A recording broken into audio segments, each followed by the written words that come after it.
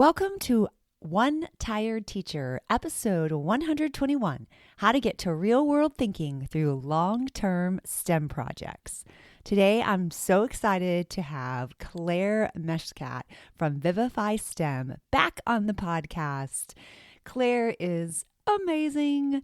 She is so smart and so fun, and I just love talking to her. She is an engineer educator. She's an engineer, but she's also an educator. So we put those two together, and it's just something so unbelievable. She's a real engineer who found a passion for teaching children through STEM. She is incredible. She's brilliant, but she's also down to earth. And that's the part that I love it. She has a passion for sharing her love of engineering and science with children. And that makes her super special.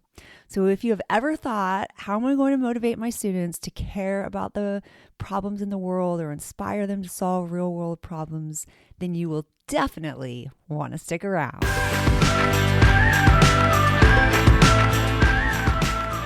Welcome to One Tired Teacher. And even though she may need a nap, this teacher is ready to wake up and speak her truth about the trials and treasures of teaching. Here she is, wide awake. Wait, she's not asleep right now, is she? She is awake, right? Okay. From Trina Debery Teaching and Learning, your host, Trina Debery. Hey, so you are in for a treat today. Clair is here. She is sharing some incredible projects that she does with her students. And you also have access to these projects because she has a website. She also has a shop on TPT. So it's super exciting to be able to access some awesome stuff that she's doing. Clair is one half of Vivify STEM, and she and her partner Natasha are a dynamic duo. Clair literally gives me the chills of excitement as she explains how to take your STEM work to the next level.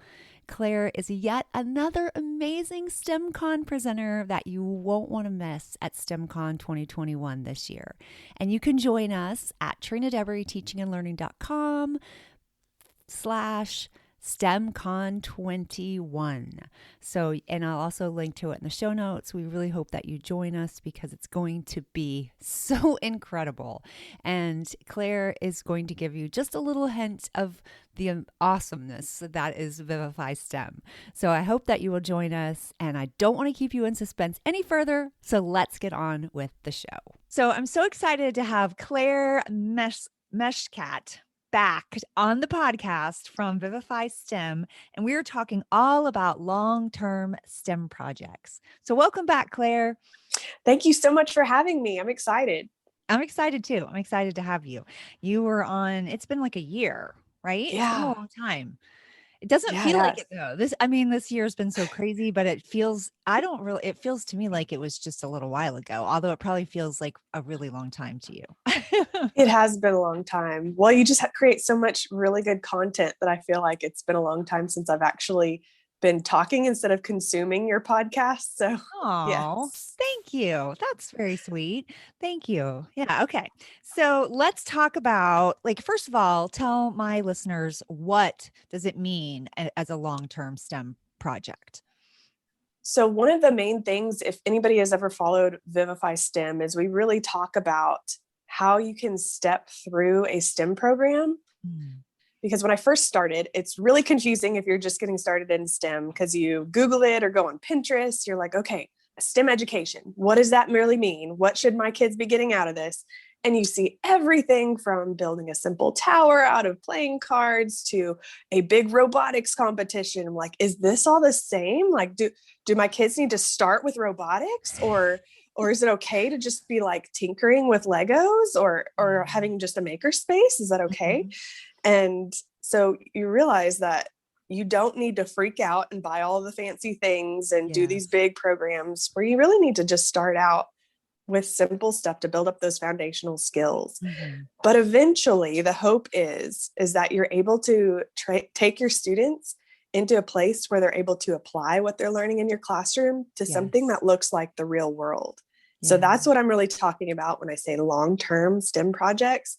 They're things that develop students more in a way that they're going to use in real life or in a career, where they take it from these team building skills to doing research, applying the engineering design process, and then even sometimes in a competition setting. So Oh, that's what I'm yeah. talking about. Wow. Yeah. No, I think that's really cool because I talk a lot about, like, I just came out the makerspace course, and Mm, I talk about the difference between STEM and makerspace.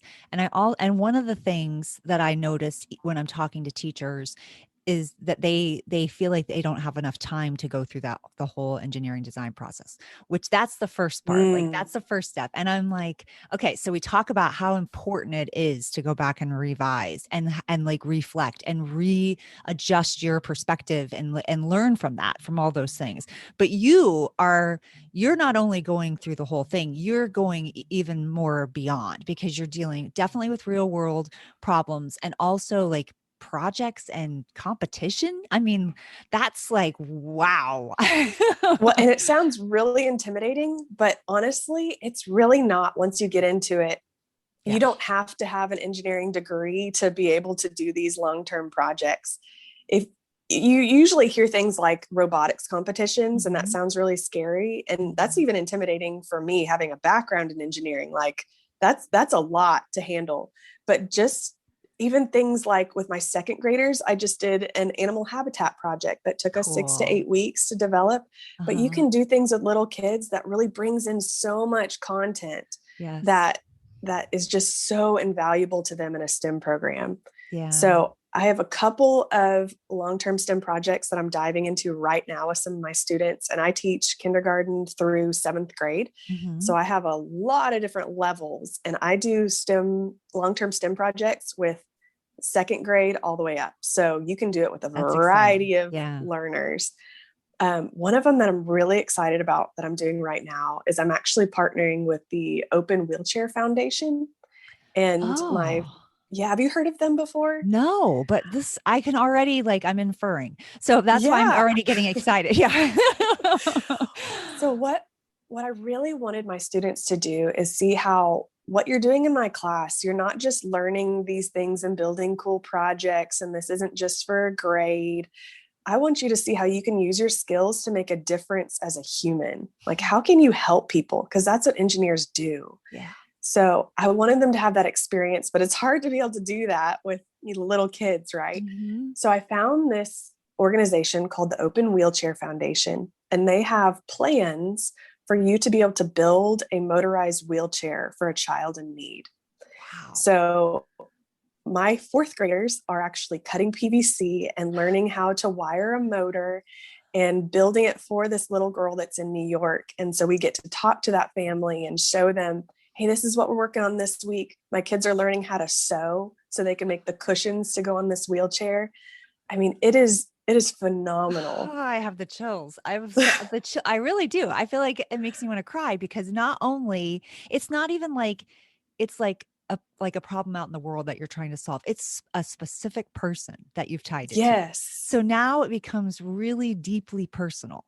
Mm. And so, like, and when we make things personal and emotional and emotions get tied in, that's when we know what brain research talks about, how much better we learn, how much more we can go in that process. Oh my gosh, I love that. That's so cool. It's amazing. I just love this. And I just know that if I would have done this as a kid, like being able to see, oh, I can really make a difference by learning these things. How much more motivating is that in Mhm. academia to see my skills actually are helping somebody else, and a child that's not that different from me just Yes. maybe needs some help and I can help them. So what other skills can I learn? What can I do to be able to Mhm. make more of a difference when Mhm. I get out of high school or out of college?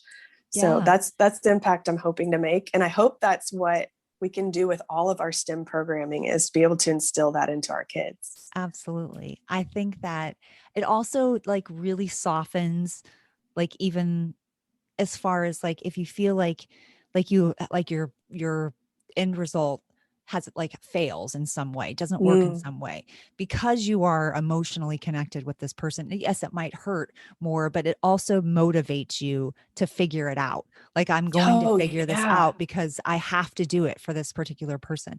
I don't know. I just think there's something Mm. magical about making it emotional. I remember when I first was doing project-based learning, this was a long time ago.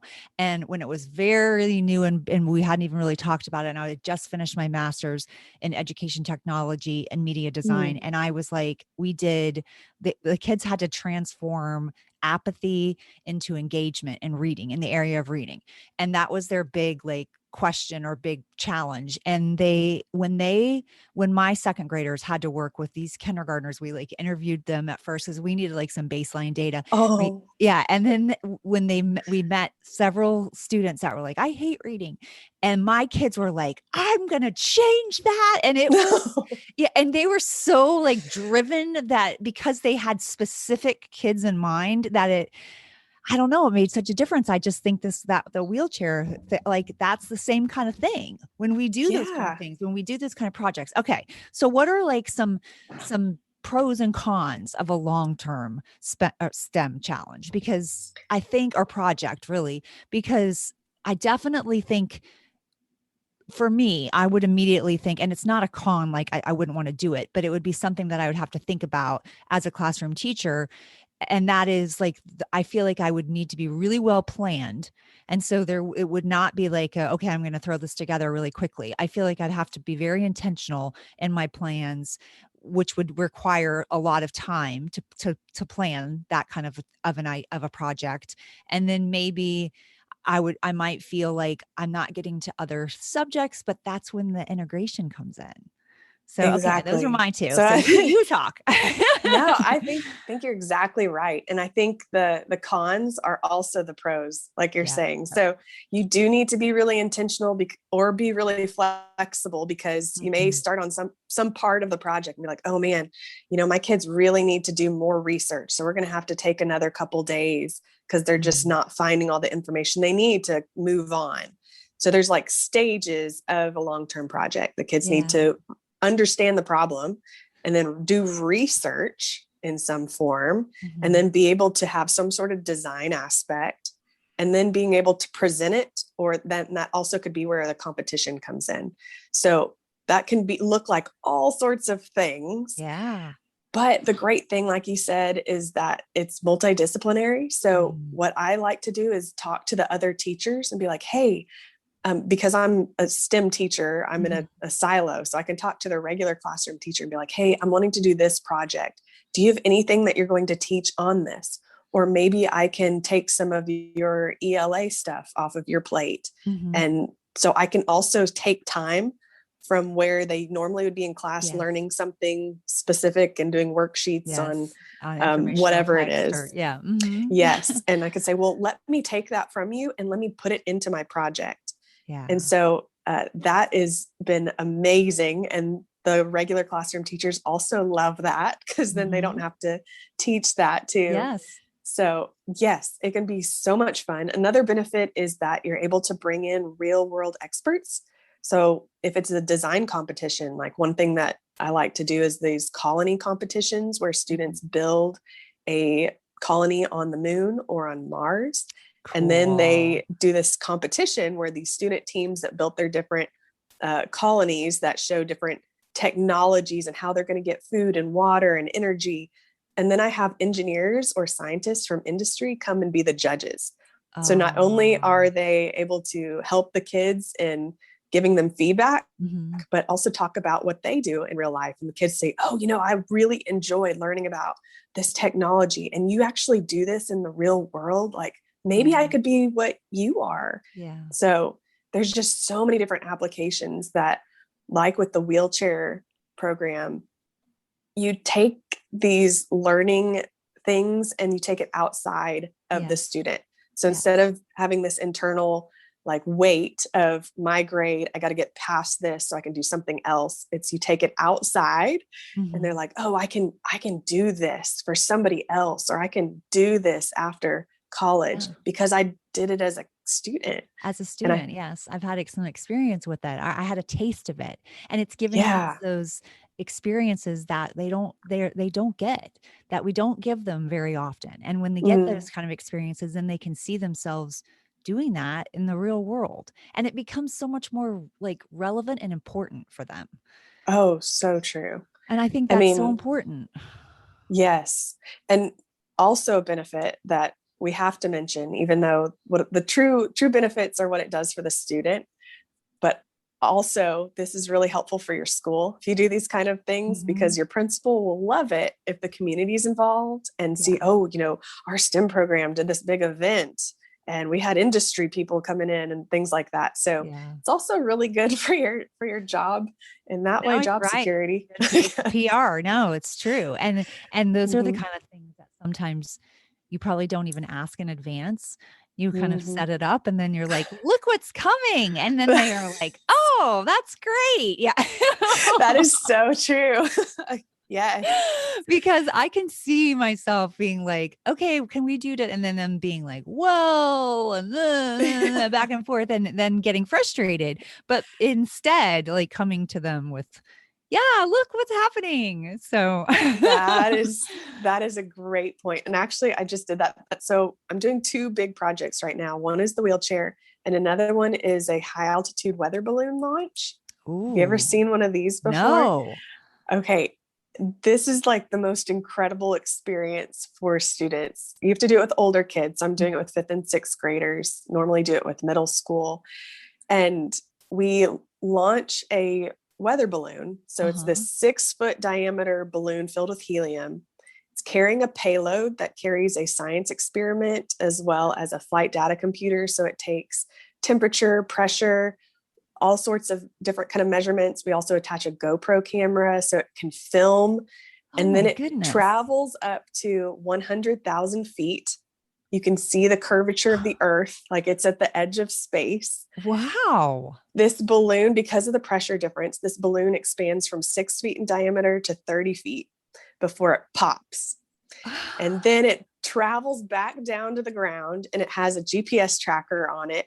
And you're able to find out where it lands. And then you do this epic trip to go locate it. And it could be anywhere, like in a farmer's field or something like Yeah. that, that you have to find it. And then students will be able to learn from their science experiment as it was exposed to the elements at the edge of space. Yeah, that's And crazy. it's amazing. So we're actually doing this. We're going to launch it in May. And we have like a big news crew coming out, and their meteorologist is going to speak to Cool. the kids. Oh, cool. We're working on getting an astronaut coming to talk. So this is one of those I didn't ask for permission kind of things Yes. first. I was just like, this is what we're doing, and the news crew is going to come out. We've got these sponsors, and the principal's like, oh, okay, Yeah. let's yeah. Yeah, because they cannot let, those are the kind of things that make them look good. So as soon Oh as they yeah. hear that it's already all taken care of and you've worked through the kinks, then they're like, okay.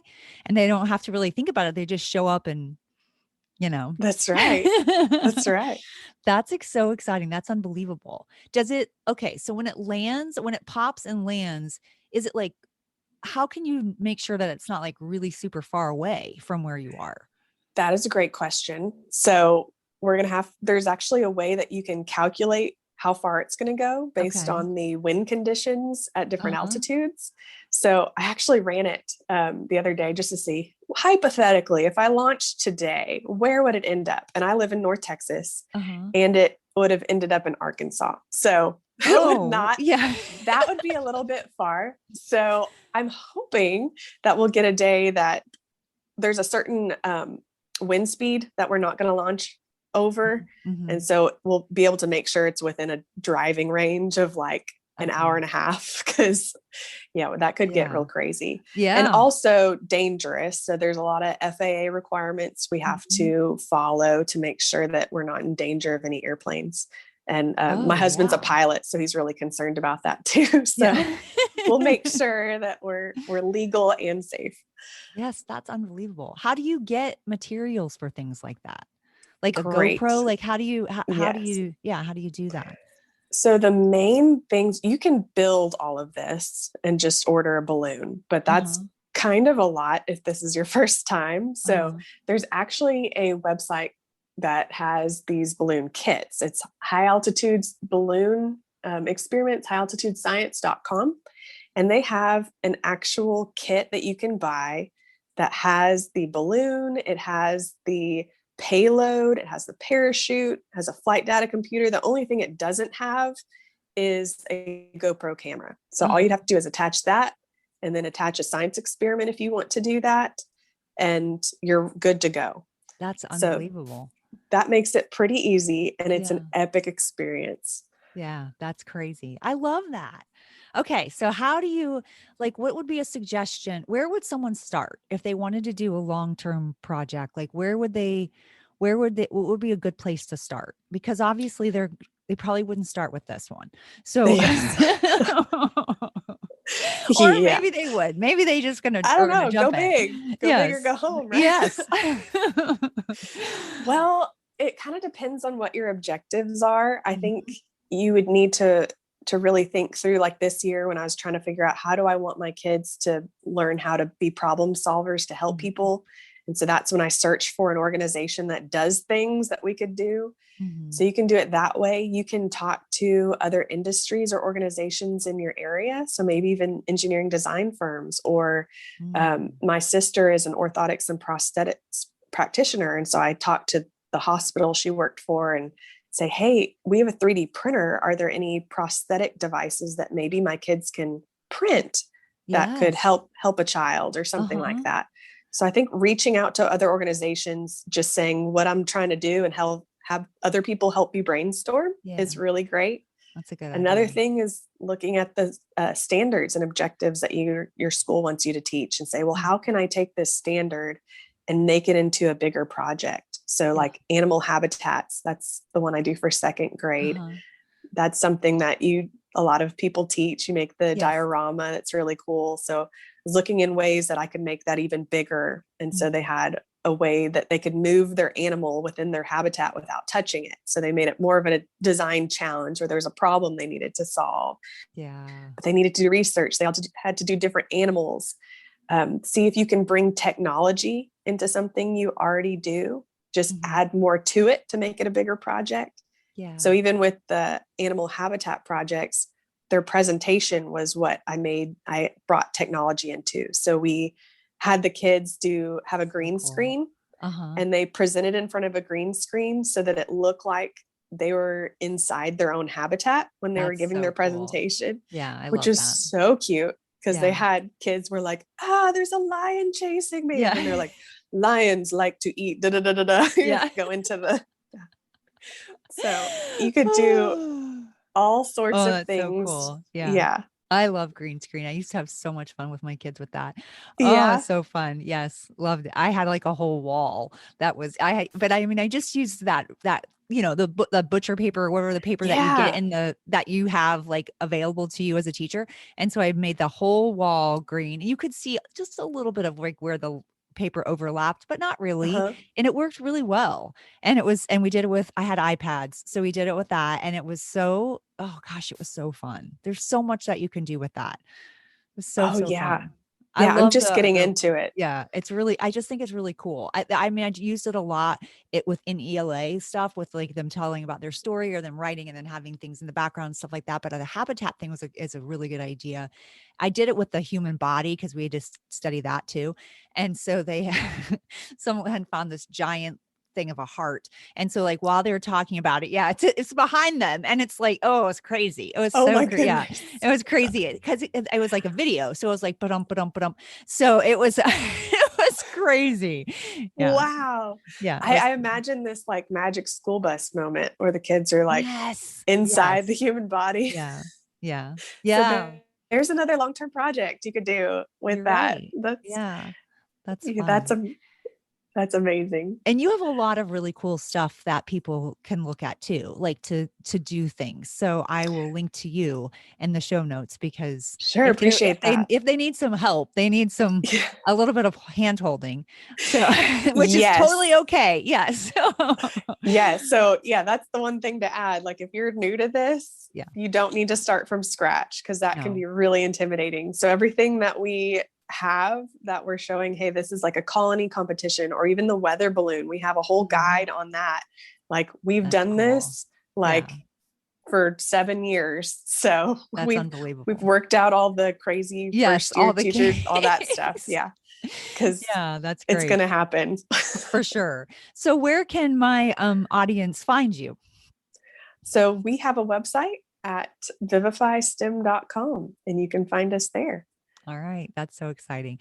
Claire, I always have such a great time talking to you. I feel like, I don't know, like I want to go teach those big things and go big or go home. Like I get excited when I listen to that. And it makes me like, I needed teachers like you when it came to science when I was a kid. So, you weren't even like, that wasn't even your first thing. Like you didn't start off as a teacher. That's the thing. No. Yes. Yeah. That's the thing. That's really But cool. I had those teachers, and that's why I came back to teaching, because I want to be that for kids. And I know you do too. So that's why we're all here. Right. Yep. And that's why, we have to talk about STEMCon. I was just going to say, yes, absolutely. And that's where people can find you at STEMCon 2021. Woohoo. Yes. So that's going to be so exciting. What are you talking about? What's your session on there?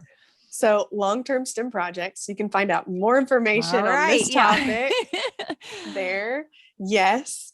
And then we also talk about STEM family nights and how to do that, as well as how to teach STEM through the lens of space exploration, which is my true passion. Oh. So if you're ever interested in learning more about how to teach space, which every kid gets excited about, I've not yet had one child that's been like, space, that just doesn't happen. So we talk you through some ideas on how to do that too. That's exciting. That'll be so fun. So people are going to definitely want to come and join us, because those are some excellent sounding sessions. So I'm excited. Thanks. Yeah, it's going to be amazing. STEMCon.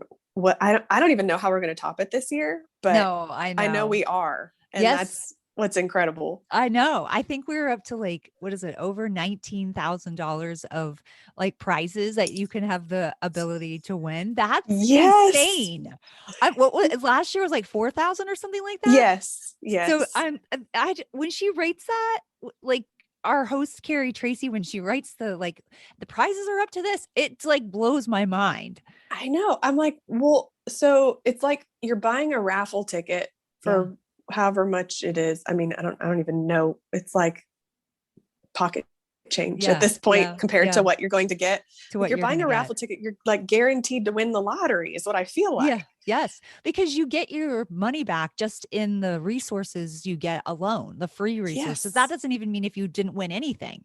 So I think that I don't know how you don't go like that. I have a friend that I was a teacher. He was my partner. We platooned for several years before I actually left the second grade classroom. And she's like, I've made a commitment that I'm not going to take work home, and and she's going to have these boundaries. And I'm like, that's great, Melanie. Like, I totally agree with you, but this isn't the same thing. This is taking work at home. This is like feeding your soul. It is so, oh my goodness. I was so I felt beyond motivated after last year that I can't wait to I almost feel like that's the battery charge for me. So, oh yeah, absolutely. And we started podcasting after I learned about you podcasting, because I was like, I don't know how to do this. This is intimidating. Yes. Oh, that's so cool. And I was like, cool. This is like doable. Trina's doing it. And okay, I can do this. So it gives you I'll link to that too. So much. Yeah, it does. Isn't it? I think it's so fun. Yeah, I will. I'll totally link to that, because I think I love podcasting. I love the people that I meet, the conversations. And I just think, I feel like I get to talk to my teachers. And so, yeah, I love it. And you do it with students too, right? I do it with students at school. And I had a huge, I haven't done it as I wanted to because of everything that's gone on this year, but cause that was my huge passion just a couple of years ago. And I'm like, I just think it's such a different way for kids to show what they know and to be able to like talk and use their voice. And I don't know, I just think it's so I cool. And love like, that. even with the families, my goal was to like, for them to even do some stuff and the families to tune in, but we haven't got to that part yet. But that was, was part of the goal. But I just think, yeah. And then I have That's another little group that we're on YouTube. We do the news on YouTube.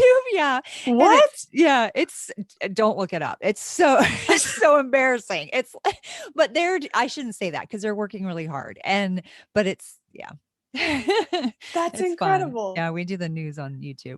Well, our studio, like he didn't want everybody jam packed in our studio with COVID and stuff like that. So then I'm like, all right, we'll do some on location, news episodes, and we'll be more separated and whatever. And so we'll just do it weekly instead of every day. We'll do it weekly and we'll do it on YouTube. But he never like mentions that don't forget to watch the weekly news. And, and so then I'm like, are people watching this? It's a lot of work.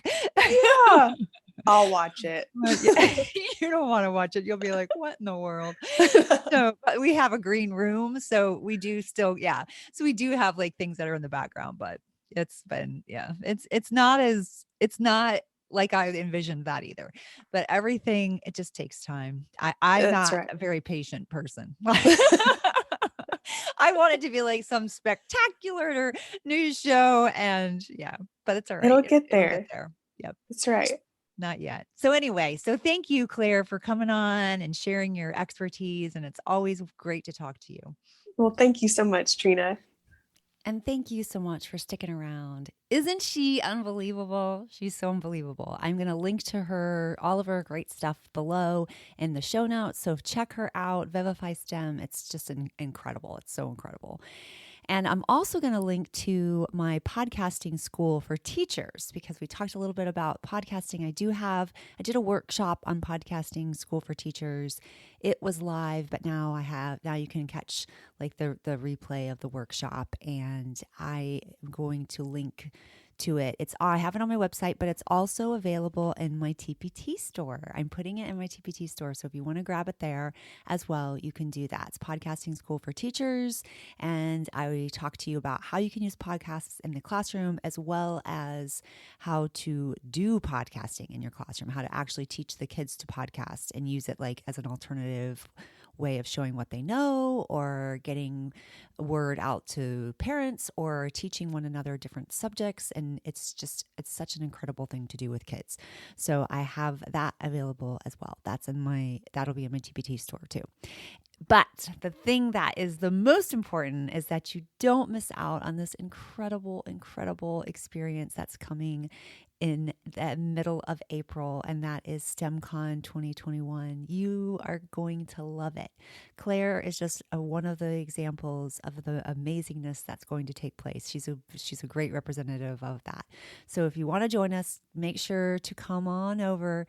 And you can click on that in the show notes, but also find it at trinadebris.teachingandlearning.com/STEMCon21. I hope to see you there. This one tired teacher is feeling like I am excited about STEM. I hope that you are too. And so before I say goodbye, I'm going to ask you a question, and that is, how would you use a long-term STEM project? How would you use a long-term STEM project in your classroom? And it can be in your second grade classroom, your fourth grade classroom, your STEM classroom, your makerspace classroom. How would you use it? I'd love for you to answer that question. You can answer it in the comments anywhere you're listening to this, or you can leave it on my website. You can join my Facebook group, wherever is easiest for you to leave it. Actually, I'd love for you to leave it in the comments if you're definitely listening on Apple, and you can even rate the show. Tell me what you think and let me know how you would use a STEM project in your classroom. Or maybe what's even holding you back? What's stopping you from using a long-term STEM project? Does that feel overwhelming? Do you need to start slow? It's okay. Just let me know what you're thinking. Let me know in the comments. Until next time, sweet dreams and sleep tight.